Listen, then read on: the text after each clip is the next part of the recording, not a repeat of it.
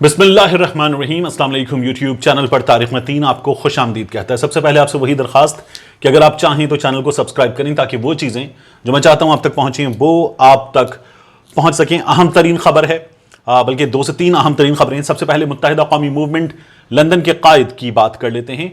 अल्ताफ हुसैन पर UK crown court में दहशतगर्दी के मुकदमे की समाअत का आगाज हो गया है।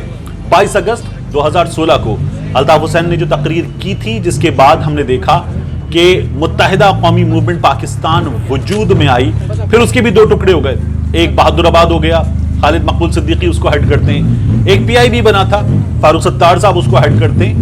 लेकिन बहरहाल मुत्तहिदा कौमी मूवमेंट जो उससे पहले पाकिस्तान में थी वो अपने इख्तिताम को पहुंची। अब मुत्तहिदा कौमी मूवमेंट लंदन अलग है। ये मुत्तहिदा कौमी मूवमेंट पाकिस्तान के लीडर्स कहते हैं अल्ताफ हुसैन पर 22 अगस्त 2016 की तकरीर पर दहशतगर्दी का मुकदमा चार्ज किया गया अक्टूबर 2019 में। अब शुरू हो रहा है क्योंकि कोविड की वजह से वहां काफी रिस्ट्रिक्शंस, और ये अब जाकर शुरू है, ट्रायल अब शुरू हो रहा है। अल्ताफ हुसैन जो हैं उनके खिलाफ ये बहुत बड़ा मुकदमा है। दहशतगर्दी के इल्जाम का अल्ताफ हुसैन को सामना है।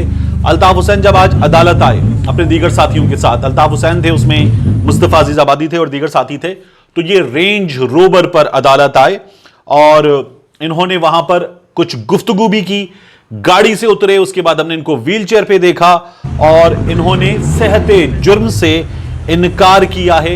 ये मुकदमा अल्ताफ हुसैन पर चलेगा। मैंने कुछ मालूमात लंदन में कुछ साफी दोस्तों से हासिल की, कुछ ऑनलाइन चीजें निकाली। जिस रेंज रोवर पर अल्ताफ हुसैन आए थे, यूं ही बैठकर मैंने उसकी मालूमात भी निकाल ली। ये BT65 FHB है रेंज रोवर, जिसका टैक्स पे कर दिया गया है 1 जनवरी 2023 तक। और मिनिस्ट्री ऑफ ट्रांसपोर्ट जो एक फिटनेस इशू करती है कि गाड़ी रोड पर आने के लिए ठीक कंडीशन में है, उसने ये 26 नवंबर 2022 तक इसको इशू किया हुआ है। और 2015 की ये अल्ताफ हुसैन की रेंज रोवर है। अल्ताफ हुसैन ने यहां पहुंचने के बाद कुछ गुफ्तगू की और उस गुफ्तगू में अल्ताफ हुसैन ने यह कहा कि मुझे लंदन में, बर्तानिया में जो जुडिशल सिस्टम है उस पर और जो जुडिशरी है उस पर मुकम्मल एतमाद है। क्या कहना था, पहले ये देखिए। को फेयर ट्रायल का हक मिलेगा क्योंकि I believe in British judicial system, British judiciary. Thank you very much. आपकी सेहत कैसी है? अल्लाह का करम है, बस कोविड के बाद बस दुआएं चाहिए। अब जिस इल्जाम के तहत अल्ताफ हुसैन पर ये मुकदमा चल रहा है, वो इल्जाम जो है वो है टेररिज्म एक्ट 2006, TACT एक्ट 2006, और इसके सेक्शन 1 के तहत अल्ताफ हुसैन पर यह मुकदमा चल रहा है। यह टैक्ट क्या कहता है, सेक्शन 1 क्या है? Encouragement of terrorism.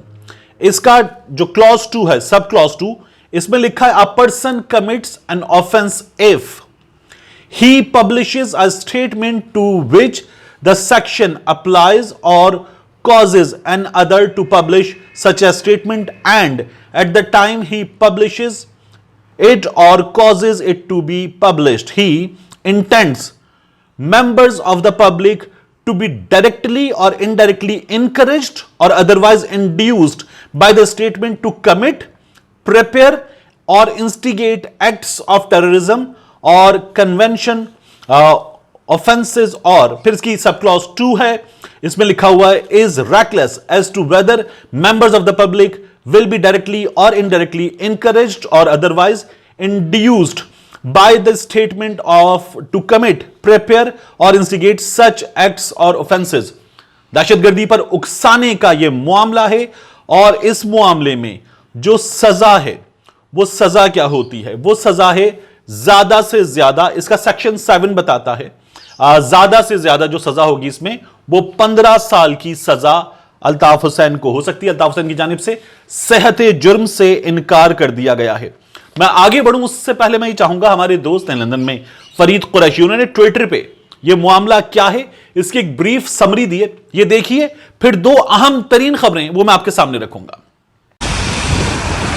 M Q M کے بانی الطاف حسین کا ٹرائل آج لنڈن کی کنگسٹن کراؤن کورٹ میں شروع ہو رہا ہے، اور اس کورٹ کے اندر انہیں دہشت گردی پر اکسانے کے الزام میں آج ٹرائل کا آغاز ہوگا، جو کہ 2 سے 3 ہفتے تک جاری رہے گا۔ ایم کیو ایم کے جو بانی ہیں ان پر الزام ہے کہ انہوں نے 22 اگست 2016 کو لنڈن سے جو ٹیلی فونک خطاب کیا تھا، اس کے نتیجے میں کراچی کے اندر لوگوں کو تشدد پر اکسایا گیا، اور جس کے نتیجے میں متعدد افراد جو ہیں وہ ہلاک ہوئے اور بہت ساری توڑ پھوڑ بھی کی گئی۔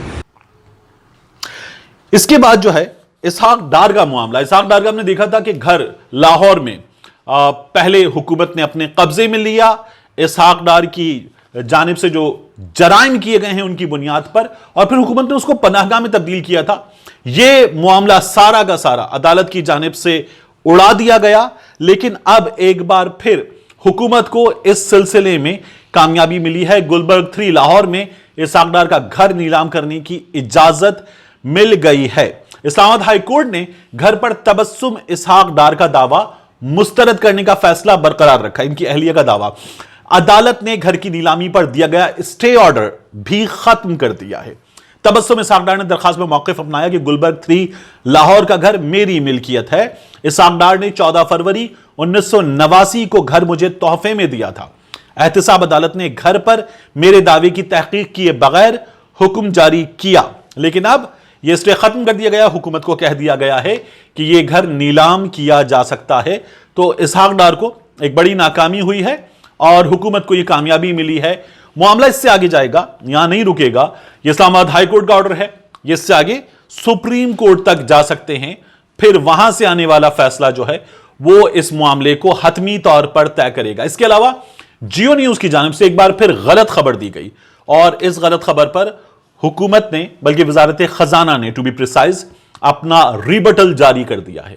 جیو نیوز نے خبر دی، حکومت کا چین، روس اور قازقستان سے $5 ارب قرض لینے کا فیصلہ، اور پھر جیو نیوز نے اس کی تفصیل دی کہ ذرا یہ بتا رہے ہیں، جیو نیوز کا کہنا ہے $3 ارب پاکستان چین سے قرض لے گا، اور اس سلسلے میں وزیراعظم عمران خان صاحب جب ابھی چین کے دورے پر جا رہے ہیں تو اس دورے میں معاہدے کا امکان ہے۔